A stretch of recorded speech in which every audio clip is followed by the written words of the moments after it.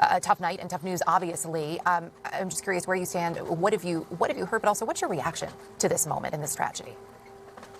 Well, I've heard what's been reported publicly about, this terrible, horrific event. And, for those of us in the D.C. region, I represent Northern Virginia. We're one region, D.C., Maryland, and Virginia. And even though many of us feel like the National Guard's men and women should be home with their families in their communities doing their jobs there, we've also, come to admire their professionalism and the overwhelmingly positive interactions that we've had with them during the time they've been here in D.C. So to see something like this happen is shocking and horrific, and we're all thinking about them and praying for them and their families in this moment. Understandably, authorities have noted that this was a targeted attack. Of course, it's happening just blocks from the White House and in the White House zone of protection. Multiple law enforcement agencies overlap there. You were just appointed to the House Committee on Homeland Security. I believe it was 6 days ago. How does this change things for you in terms of keeping service members safe?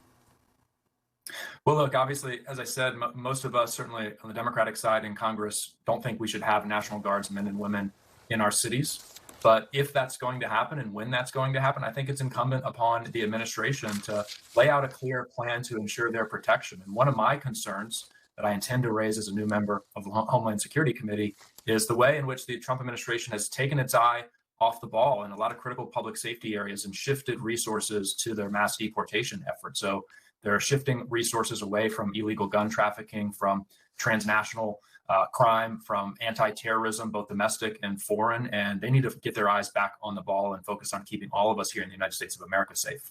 As you mentioned, you were not necessarily in favor of having these troops in the district, but I know you have said your interactions have been very positive and in the way that it has rolled out since they were deployed in August. As I'm sure you know, the Trump administration just filed an emergency motion to keep the National Guard in Washington. The president, in the wake of this shooting, has also requested an additional 500 National Guard troops be sent to Washington, D.C. What is your take on those two actions by the president, by the administration, and also your message to those troops?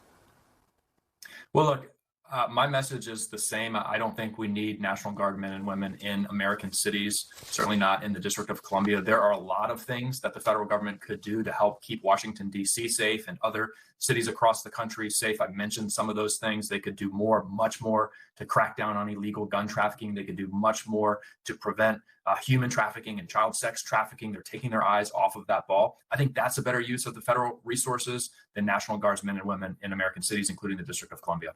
Congressman James Walkinshaw, I appreciate your time.